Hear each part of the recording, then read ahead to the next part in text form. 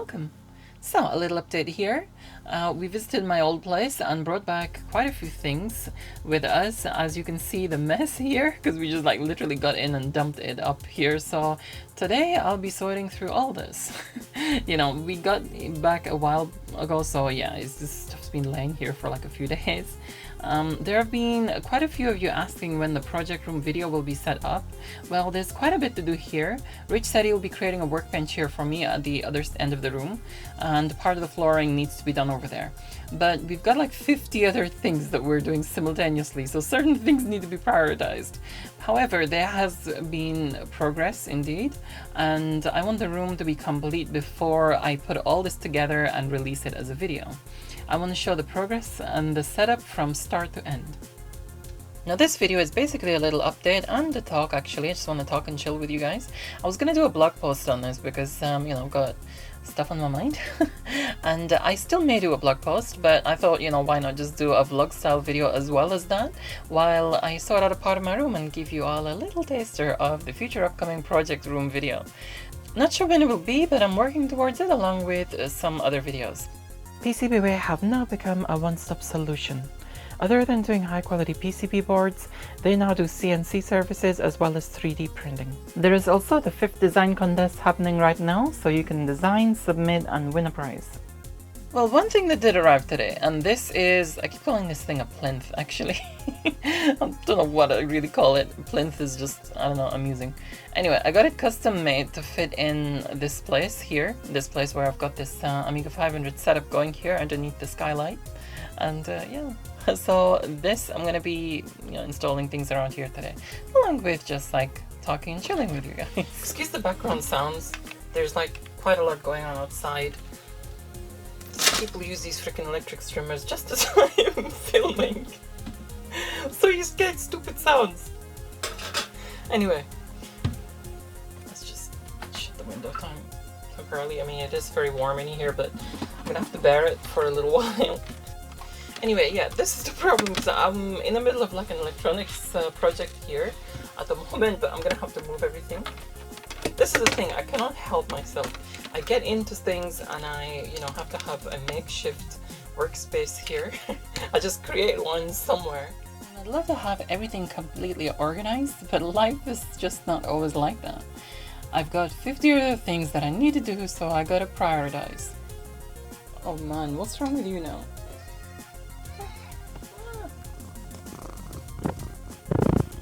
Great, I gotta tend to him now. As I said, I've got 50 other things that I need to do. Well, 51 now, including him. So I gotta prioritize, and you know, because of this, life can be quite chaotic. One thing I'm glad I am the way I am. Because, you know, I don't need everything completely immaculate and precisely organized in order to function in life. Life's too short. In other words, I don't need everything to be just perfect before I can actually start doing something and living my life. I'm able to get on with it amongst chaos if I have to.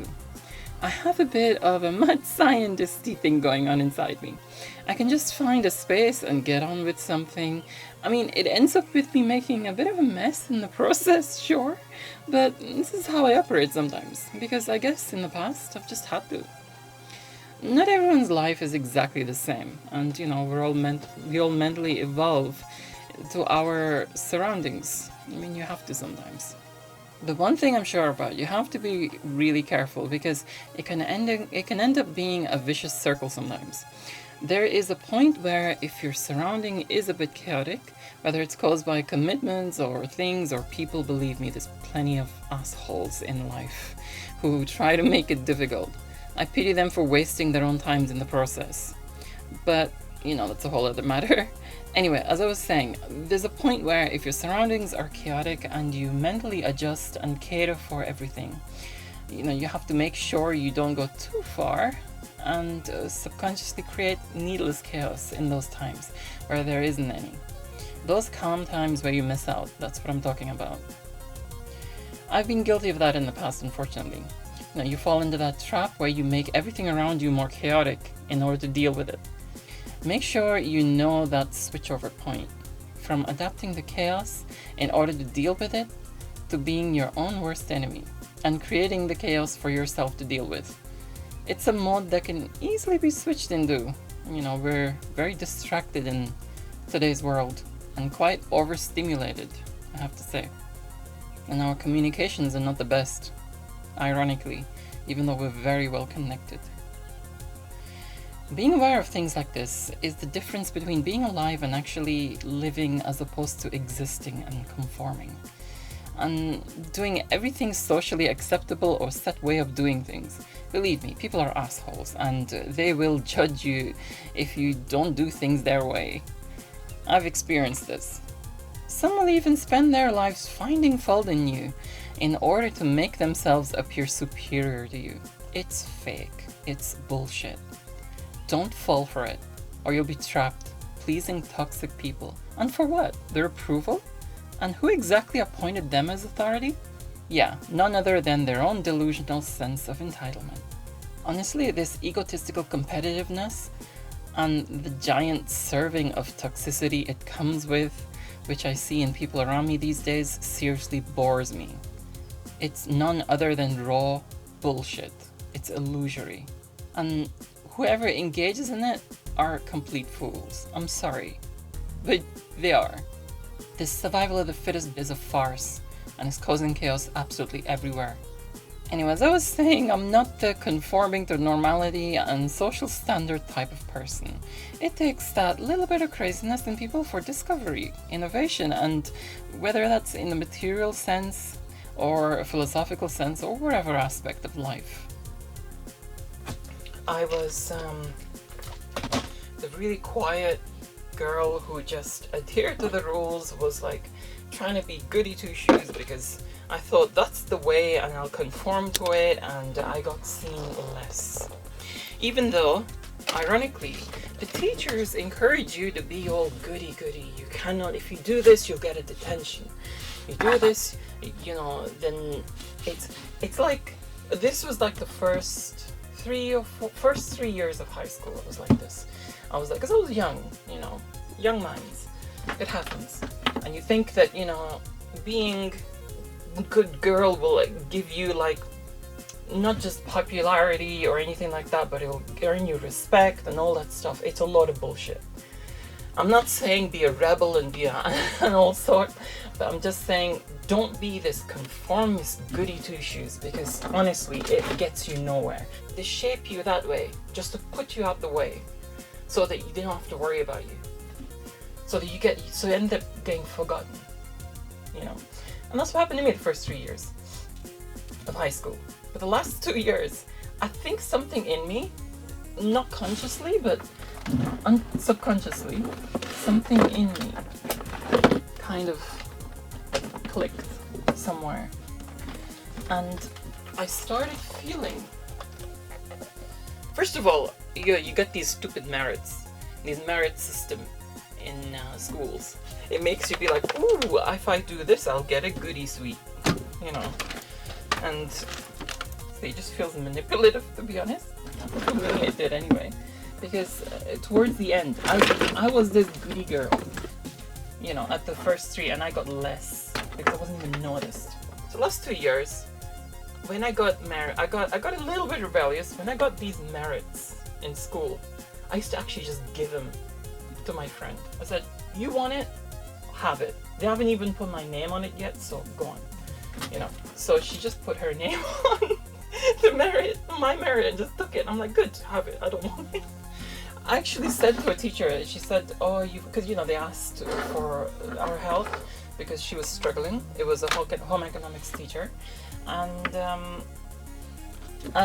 me and 2 other of my friends, 3 of us helped out, sort her stuff out in our classroom, because they just changed classrooms or something like that. She gave 3 of us, each of us, a merit for helping, and I was the one who was like, honestly, don't give me a merit. I'm not. She goes, really? I said, yeah.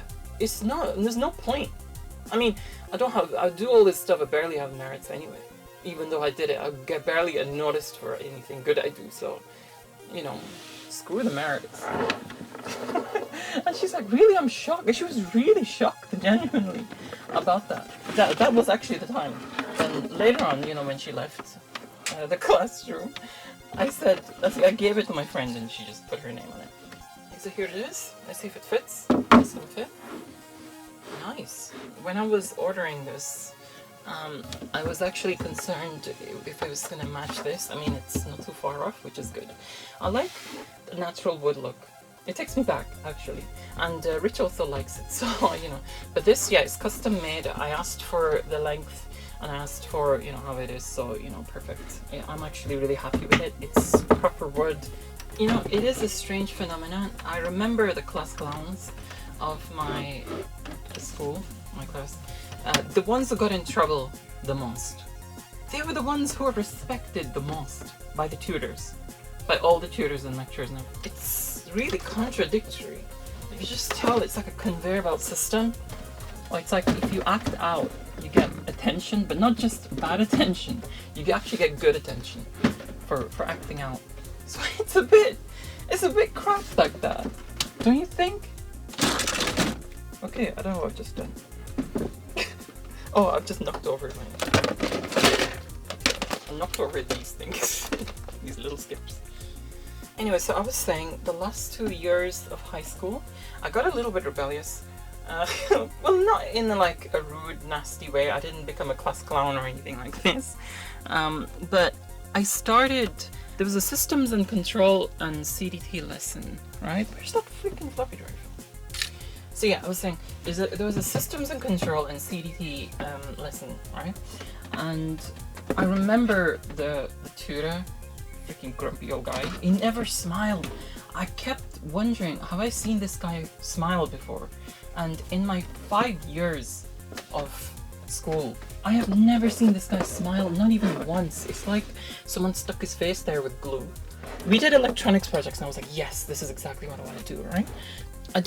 We did this project and, you know, I got A in it. And then we had to do an independent project after that, right? And I then presented my idea. Circuit diagram and everything, you know, it was like a light sensor and so forth with like, and I built something. I can't remember exactly the details of the project. So I presented it to him because he said, you know, you all got to present your ideas and stuff. So I presented this, right? And he then looked at me with this frown and he started telling me off. And I was thinking to myself, what the heck have I done?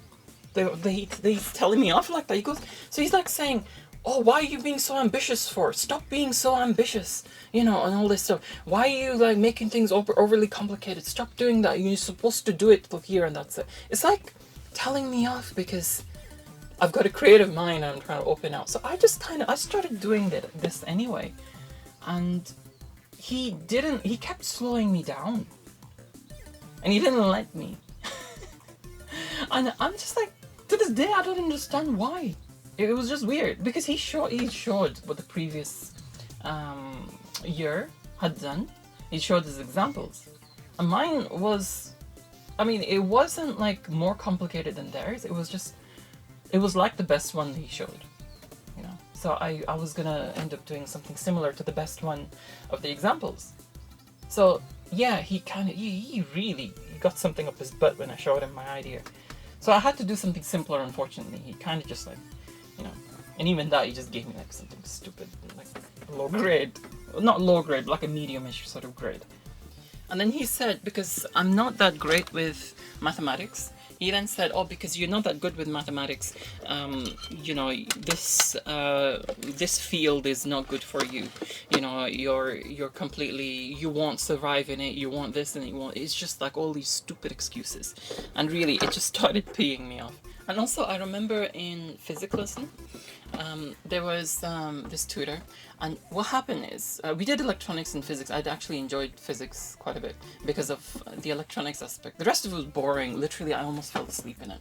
And I literally had to fight to keep my eyes open when he was talking about other stuff. But it's like how to wire a plug. So you give everyone like a piece of wire and a plug, right? I wired it perfectly. Many others didn't. And a few other people did it right as well. So, you know, that's so good, you know, I passed that. But then he he started talking about space. You know, we learned about the planets and the solar system and all this. So basically, he asked the entire class a question, and he said the atmosphere in space is of a certain, it's got a certain name, yeah? And this name is something you're all very familiar with. The only clue that he's going to give us is that it's an appliance in our house, which we know very well, each and every one of us.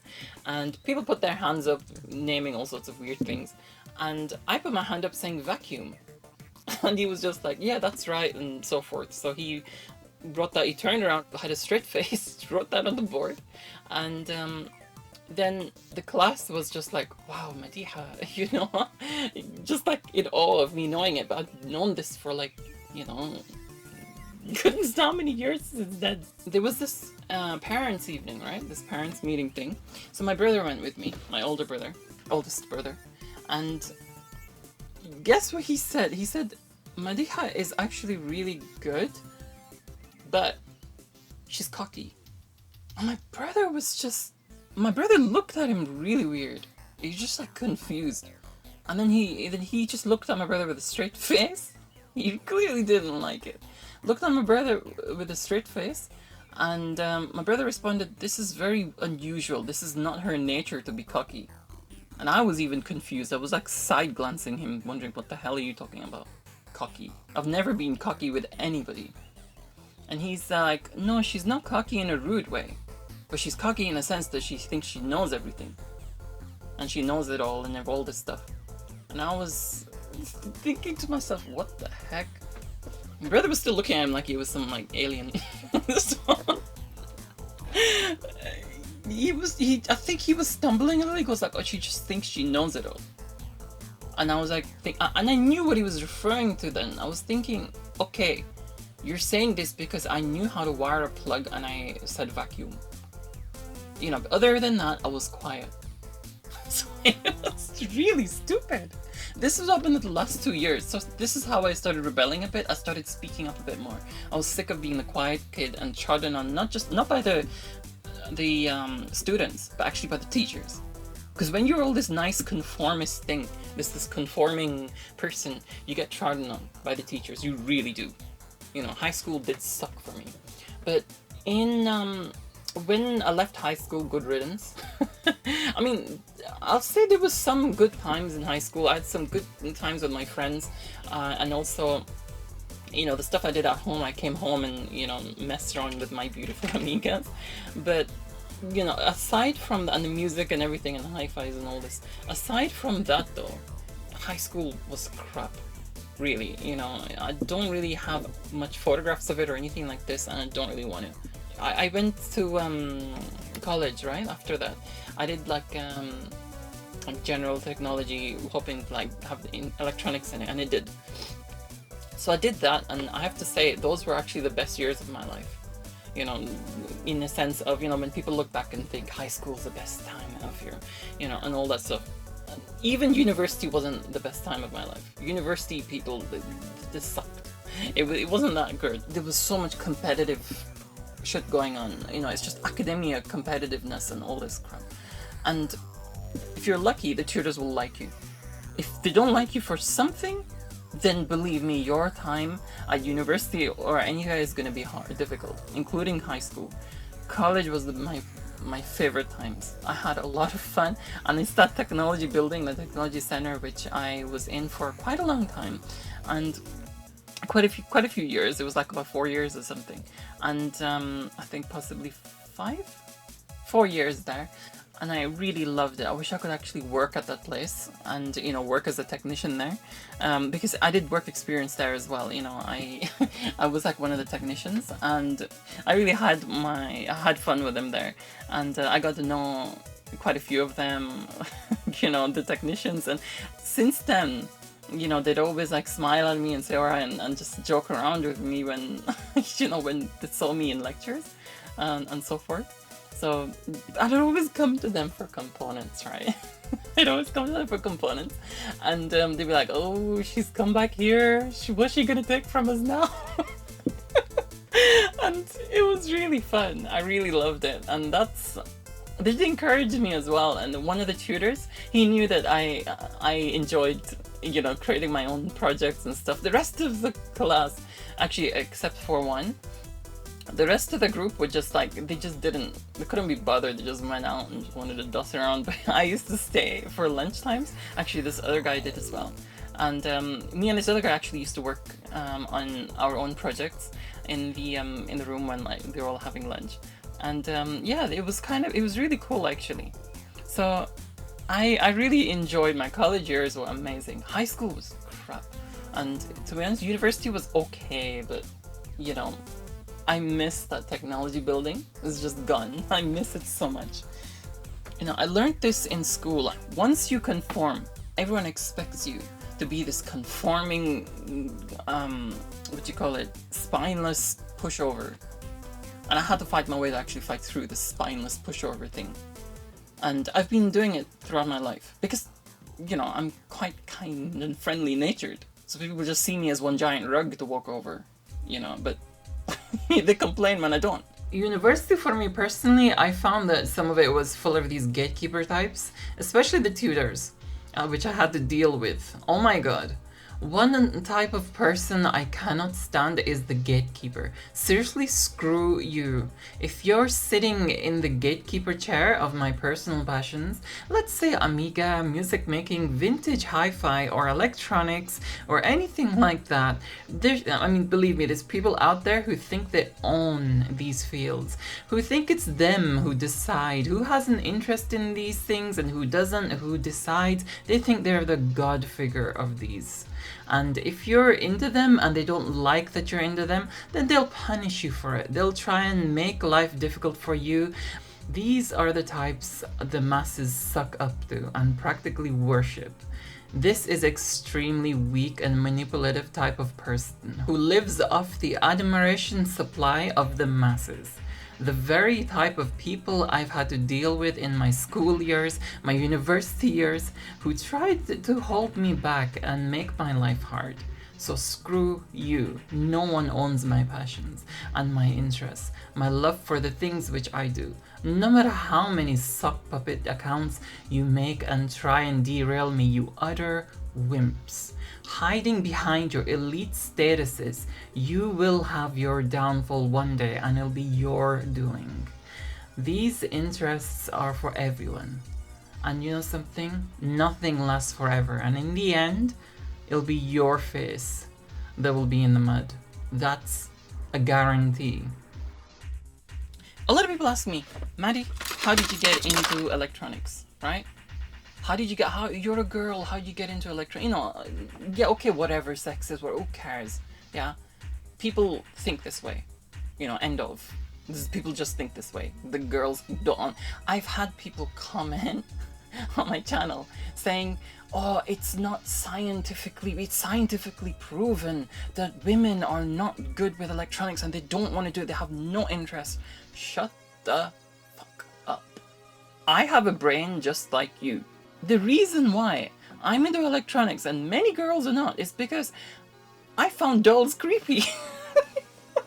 Honestly, I find dolls, the stupid dolls which they have, they sell to you, and these homey stuff, these vacuum cleaners, and all these toy vacuum cleaners and toy dolls and toy shit. The Amiga, well, actually not just the Amiga, it was actually a tape recorder or a boombox or ghetto blaster, whatever you want to freaking call it. That kind of got me into electronics a little more, and I didn't have anything else push me away and guide me to a certain direction, and hence I developed as somebody who's free to do whatever she wants. Yeah, so that's what I did. I got into electronics somehow. You know, events happened, and here I am building circuits on breadboards here. Even though this one doesn't work and I'm trying to figure out what's up with it. But, but you know, that's how it is. At the end of the day, yeah, sure, I'm female. So what? Does that mean I'm some, like, extraterrestrial from outer space or something? You know, I'm human at the end of the day, just like you. You know, just because I'm female doesn't mean I'm not human. You know, I still have a human brain that's capable of doing stuff like this. At the end of the day, there's just like subtle differences with the male brain and the female brain. You know, there is differences, of course, and it could be shaped to whatever interest you want it to be. Unfortunately, electronics, computers, and all this are just marketed to boys. They always have been. But think about this: the first computer programmers were women. There's a lot of women do electronics, but why is it not seen? Why is it not acknowledged? Do you know what I mean? It's just weird. I couldn't give a shit about feminism. I cannot stand these like hardcore feminists who are like misandrists as well, like misandry, and like they hate people. I'm not into hating anyone. I just don't like it when someone talks to me in a condescending manner. Like I don't know anything, that I need some YouTuber's help or this YouTuber's help or that YouTuber's help to actually fix a darn floppy drive. I mean, come on. I've got a brain. I know how to do it. I've studied electronics. And, you know, I'm capable of it. Maybe I'm not that great at it. You know, I stopped practicing it for a while. You know, I've written what's happened throughout my life with regards to this. So it's there. I've linked it in the description below. But honestly, it's these comments that I've had of like this oh, it's not scientifically proven that women, it is bullshit.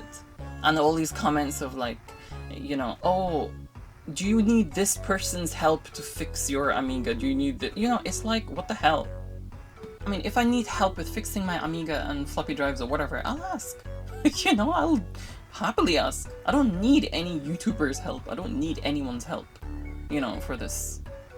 Actually, the last time when I was repairing my Amiga 600, there's a video in it, and my friend, one of my friends, Axel, and the other one, Electronscape, they were helping me, you know, fault find with this. I've got a different experience to my friends, like Electronscape. He's more clued up about digital, whereas I'm more clued up about analog.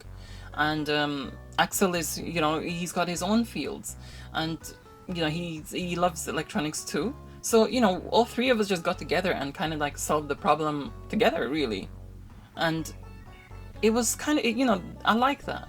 I like this working together, and them, I really appreciate my friends for, you know, Axel and Wayne, for seeing me as, counting me as an equal. Not talking down to me, not having a condescending thing. That's all I want. I don't give a shit about feminism or this modern feminism or any shit like this, right? All I care about is if someone talks to me with respect, I will talk to them with respect. Anyway, I'll stop here for now. Thanks for listening to my talk or semi-rant. Just a few things about life, you know, it was, and about people which I never quite understood, you know, from the beginning until now. But I'm busy in the background still and working very hard on my project room and working, you know, quite hard on the videos about my project room, which have been requested, you know, for quite a while now. So yeah, thanks again for listening. Please support me by subscribing and clicking that bell icon. Also, please share my channel and let people know about it and all what I do. Thanks so much to all my patrons for supporting my channel, especially to you very kind top-tier supporters of mine who deserve an extra special thanks. Rich Carbon, Electronscape, Axel Dominator, Aaron Metcalf, Corey Ostman, Mark Bosak, Starglider77, Starlight Minako, and Chris Sablensky. Have a lovely evening, everyone. Until next time, adios!